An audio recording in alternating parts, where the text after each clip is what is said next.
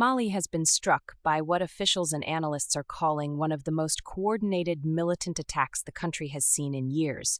Explosions at the capital's international airport, gunfire across multiple cities, and a dangerous new alliance between jihadist insurgents and Tuareg separatist rebels that is raising alarm across the entire Sahel region.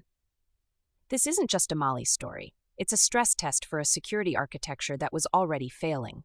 Joining me now are Sophia Reeves, our economics and markets editor, and James Chen, our geopolitical analyst. Welcome to you both.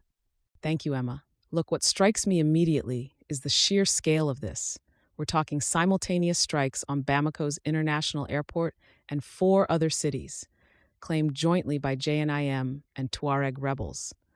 That joint claim is really the headline within the headline, because these are groups that don't naturally share ideology or objectives. From a security and stability standpoint, that kind of tactical convergence is exactly what analysts have feared, and it matters economically too.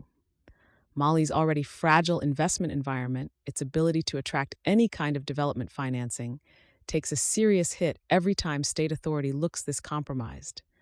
The junta bet heavily on Wagner over Western partners, and right now that bet is looking very exposed.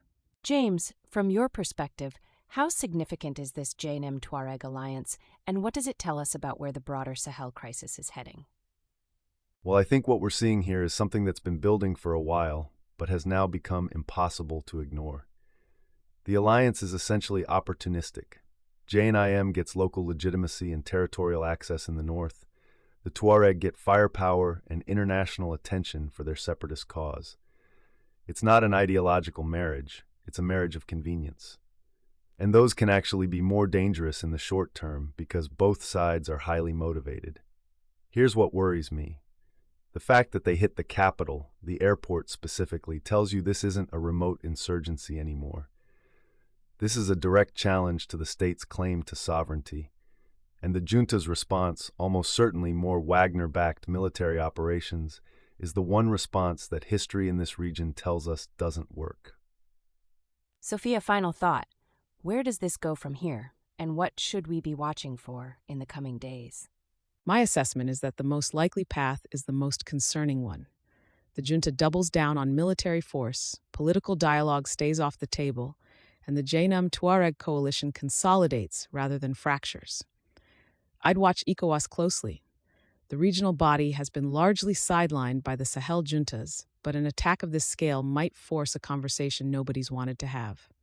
Ultimately, what history keeps telling us is that you can't kill your way out of this kind of insurgency when the underlying grievances, poverty, marginalization, ethnic exclusion, remain completely unaddressed. The worst case here isn't just more violence in Mali.